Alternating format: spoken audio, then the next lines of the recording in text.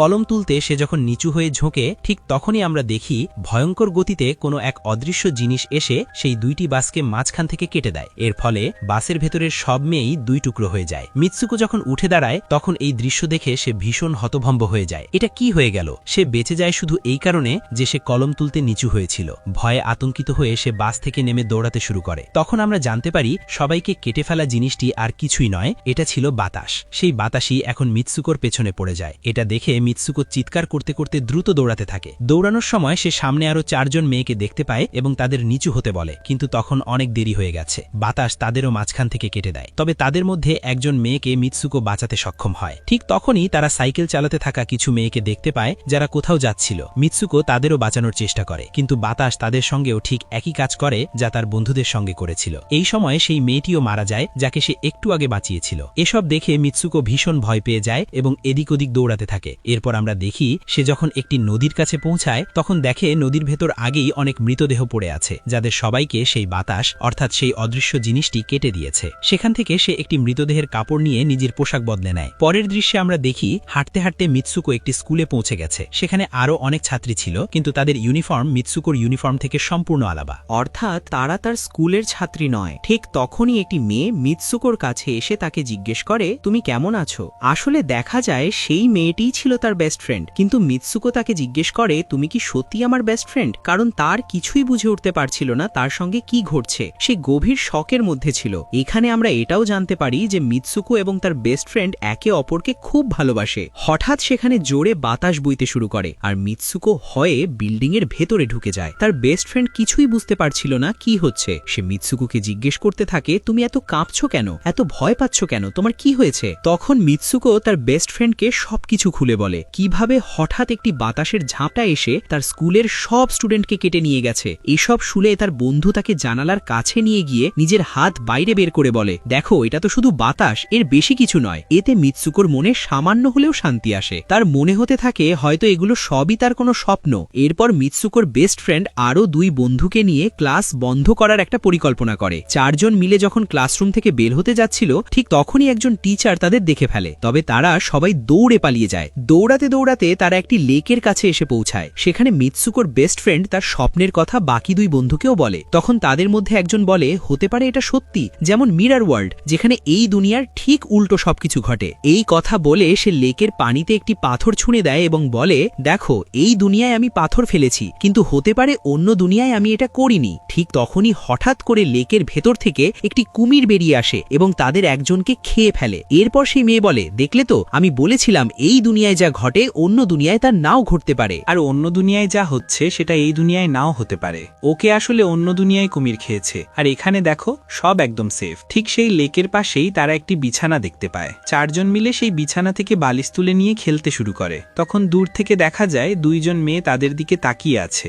সেই 2 মেয়ের একজন ছিল ব্রাইডাল সাজে, কারণ তারা দুজন একে অপরকে বিয়ে করেছিল। এরপর বন্ধুদের একজন বলে, আমাদের এমন কিছু করতে হবে যেটা ওই দুনিয়ায় অসম্ভব, কারণ আমাদের ভাগ্য আগে থেকেই লেখা আছে, কিন্তু আমরা চাইলে সেটাও বদলাতে পারি। এরপর সবাই আবার স্কুলে ফিরে আসে এবং পরের লেকচার নেওয়ার জন্য ক্লাসে ঢুকে পড়ে। ঠিক তখনই মিৎসুকো খেয়াল করে তার পাশে একটি বালিশ পড়ে আছে। সে যখন বালিশটা তুলতে নিচু হয় ঠিক তখনই তার টিচার পুরো ক্লাসে গুলি চালাতে শুরু করে। মিৎসুকো বালিশটা তুলে মাথা তুলে তাকাতেই দেখে ক্লাসের সব মেয়েরা মারা গেছে, আর আগের স্বপ্নগুলোর মতো এবারও সে একমাত্র বেঁচে যায়। তার টিচার মিৎসুকোর কাছে এসে বলে, কিভাবে সাহস হলো ক্লাস বন্ধ করার? তোমার মৃত্যুও নিশ্চিত। ঠিক সেই মুহূর্তে আরো 2 জন মেয়ে সেখানে এসে মিৎসুকোকে বাঁচিয়ে পালানোর চেষ্টা করে, কিন্তু আরেকজন টিচার এসে তাদের দুজনকেই মেরে ফেলে। যে কয়জন স্টুডেন্ট তখনও বেঁচে ছিল মিৎসুকো তাদের সঙ্গে নিয়ে বাইরে দৌড়াতে থাকে, কিন্তু স্কুলের সব টিচার তখন তাদের দিকে গুলি চালাতে শুরু করে। গুলি এড়িয়ে সবাই যখন বাইরে বের হয় তখন হঠাৎ করে বাতাসই তাদের শরীর কেটে ফেলে। এভাবে আবারও মিৎসুকো একা হয়ে যায়। সে দৌড়ে জনবহুল এলাকা পেরিয়ে একটি পুলিশ স্টেশনে পৌঁছায় এবং সেখানে সব ঘটনা বলতে থাকে। তার কথা শোনার পর এক পুলিশ অফিসার মেয়ে তাকে বলে,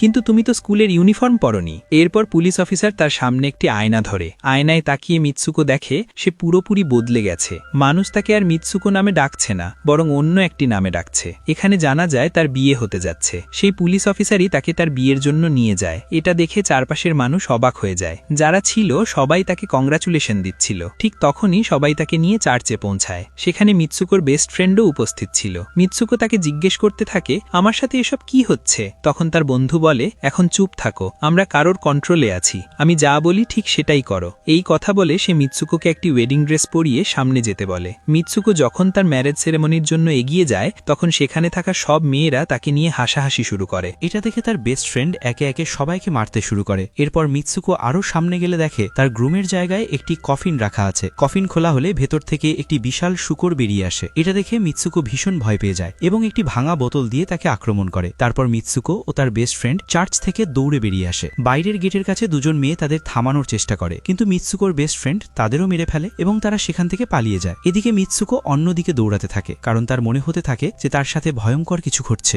সামনে গিয়ে সে একটি আয়নায় নিজেকে দেখে এবং আবারও নিজেকে বদলে যেতে দেখে। এরপর দেখা যায় মিৎসুকো যে জায়গায় ছিল সেখানে একটি রেস চলছে। কিছু মেয়ে এসে তাকে বলে, তুমি তো খুব ভালো রেসার, দাঁড়িয়ে কেন আছো, দৌড়াও। মিৎসুকো দৌড়ানো শুরু করতেই নিজের ভেতর প্রচুর এনার্জি অনুভব করতে থাকে এবং রেস জেতার জন্য পুরো চেষ্টা করে। দৌড়ানোর সময় সে তার মৃত বন্ধুদেরও দেখতে পায় যারা কিছুক্ষণ আগে তার স্কুলে মারা গিয়েছিল। ঠিক তখনই তার বেস্ট ফ্রেন্ড আবার সেখানে আসে। তারা দুজন লক্ষ্য করে যে সেই শূকর আর যেসব নারীরা চার্চে তাদের থামানোর চেষ্টা করেছিল সবাই তাদের দিকেই আসছে। দৌড়াতে দৌড়াতে কিছু মেয়ে মিৎসুকোকে বলে, এই দুনিয়া থেকে বেরিয়ে চলে যাও। এরপর দেখা যায় দৌড়াতে দৌড়াতে মিৎসুকো একটি নির্জন অন্ধকার জায়গায় এসে পৌঁছায়। সেখানে কিছু স্টুডেন্টকে দেখা যায় যারা ইউনিফর্ম পরা ছিল। তারা মিৎসুকোকে বলে, আমরা সবাই মরে গেছি আর তোমাকেও মেরে ফেলবো। ঠিক তখনই মিৎসুকোর বেস্ট ফ্রেন্ড এসে সেই মেয়েটিকে মেরে ফেলে এবং মিৎসুকোকে সেখান থেকে নিয়ে পালিয়ে যায়। মিৎসুকোর বেস্ট ফ্রেন্ড তাকে জোরে জোরে নিজের নাম ডাকতে বলে। মিৎসুকো নিজের নাম চিৎকার করে বলতে থাকে আর তখনই সে আবার নিজের আসল রূপে ফিরে আসে। এরপর তার বেস্ট ফ্রেন্ড নিজের হাত দেখিয়ে বলে, প্লিজ আমার হাতে যে তার ওয়্যার লাগানো আছে সেটা টেনে বের করে দাও, যাতে আমি এই দুনিয়া থেকে বের হতে পারি। মিৎসুকোর খুব ভয় লাগছিল ওয়্যার টানলে যদি তার বন্ধুর মৃত্যু হয়, আর সে তার বেস্ট ফ্রেন্ডকে খুব ভালোবাসত, তাই সে এটা করতে চাইছিল না। কিন্তু অনেক জোর করার পর সে ওয়্যারটি টেনে বের করে। ওয়্যার বের করতেই তার বেস্ট ফ্রেন্ডের শরীর দুই ভাগে বিভক্ত হয়ে যায়। ঠিক সেই মুহূর্তে মিৎসুকো একটি গেট দেখতে পায়। সেই দরজা দিয়ে বাইরে বের হয়ে সে দেখে সে এখন পুরুষদের দুনিয়ায় এসে পড়েছে। সেখানে তার পোস্টারও লাগানো ছিল। কিছু ছেলে সেই পোস্টার দেখছিল। এমন সময় এক ছেলে মিৎসুকোর কাছে এসে বলে, তুমি ভবিষ্যতে আছো। এই কথা শুনেই মিৎসুকো অজ্ঞান হয়ে যায়। কিছু সময় পরে যখন তার জ্ঞান ফেরে, যখন সে সামনে এগোয় তখন সে দেখে এক বৃদ্ধ লোক একটি গেম খেলছে। সেই গেমের মধ্যেই মিৎসুকো ঠিক সেই চরিত্র হিসাবে দেখা যায় যেভাবে সে গাদ্য তৈরি হয়েছে। মিৎসুকোকে দেখা মাত্রই বৃদ্ধ লোকটি বলতে শুরু করে, এই গেমটি আমি নিজেই বানিয়েছি আর তোমাদের সবাইকে আমি নিয়ন্ত্রণ করছি। তুমি তো অনেক আগেই মারা গিয়েছিলে, কিন্তু আমি তোমার ডিএনএ নিয়ে তোমাকে আবার তৈরি করেছি। এই কথা শুনে মিৎসুকো বুঝতে পারে যে সবকিছুই আসলে একটি গেম। তখন তার মনে হয় হয়তো সে এখনো নিজের আসল দুনিয়ায় ফিরে যেতে পারবে। ঠিক সেই সময়ই একজন লোক সেখানে আসে এবং মিৎসুকোকে নিজের কাছে ডাকতে থাকে। তখন বৃদ্ধ লোকটি মিৎসুকোকেই তার শেষ লেভেলটি সম্পন্ন করতে বলে।